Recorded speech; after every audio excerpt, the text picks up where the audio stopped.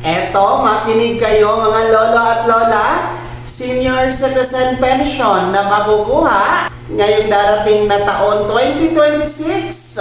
Magkano nga ba ito? At sino-sino nga ba ang pupwede dito?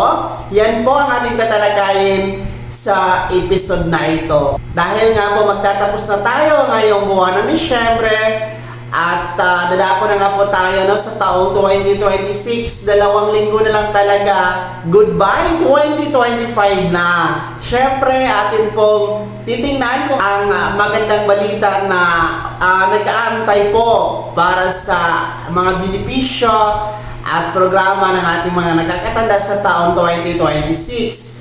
At ang pinakapaborito ng lahat, ang ating tinatawag na Senior Citizen Pension. Well, ano-ano nga ba mga pensyon na po pwede nyo masalihan, pwede nyo pong ma-apply, at pwede nyo pong ma-avail sa taong 2026? Sa kasalukuyan po mga ka-vlogs, meron po tayong tinatawag na social pension. So the social pension po ay nasa pamamahala po ito ng ating Department of Social and Welfare Development or DSWD. Ito po ay hindi pa nailipat sa MCS mga ka-vlogs, no?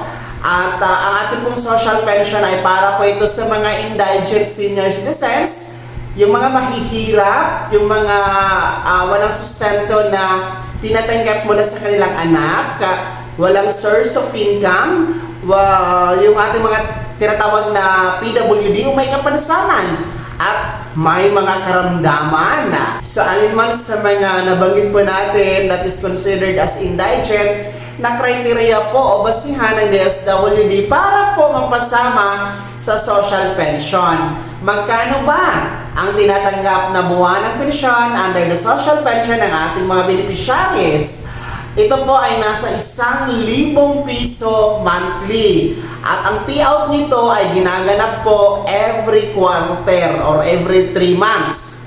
And sa buong taon po ay nasa total of 12,000 pesos ang mapipayout ng mga beneficiaryo ng social pension. So, ang social pension ay mananatili ito sa taon 2026. Ibig sabihin, ay tuloy-tuloy po ang pagtanggap ng mga beneficiaries dito sa nasabing programa. Sa ngayon kasi meron tayong tinatayang mahigit 4 na milyon na beneficiaries ng social pension. At sa mga gusto pang mag-apply nito by 2026, pwede pa. Basta siguraduhin na indigent kayo para mapasama sa master list ng susunod na payout ng mga buwan ng 2026. Pangalawa po na senior citizen na pension na dapat abangan ngayong 2026.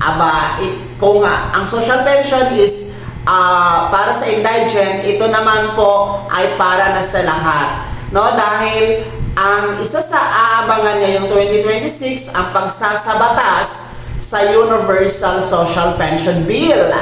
Sa ngayon kasi magandang balita dahil aprobado na nga po ang substitute bill nito dyan sa House panel sa Kongreso. At ito nga po ay sasalang na sa plenaryo para po pagbubutuhan kung lulusot ito dyan mga ka-vlogs, no? Ibig sabihin ng substitute bill ay meron kasi tayong naunang panukala regarding or naunang version ng panukalang Universal Social Pension Bill. No? Meron tayong 1,000 piso monthly dyan, may 1,500 pesos, may 2,000 piso. So, dito sa substitute bill ay mas realistic nga po ang 1,000 piso na monthly pension para naman po hindi po aaray ang ibang sektor at tuloy-tuloy na may pamahagi, no?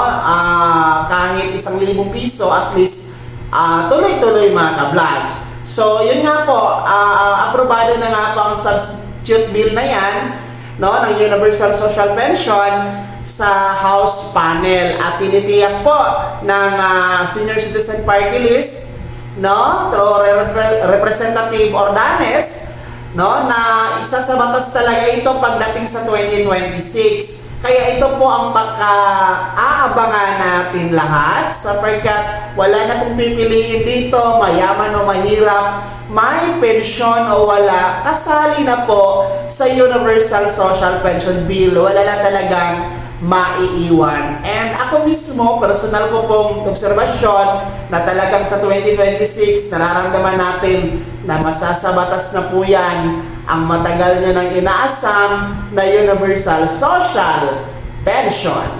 Kaya ayan po ha, mga lolo at lola, ang mga senior citizen pension na inyo pong pagkabangan at magaganap ngayong taon 2026. Maraming salamat sa panonood. Again, advance Merry Christmas, advance Happy New Year. God bless us all. Mag-ingat po ang lahat.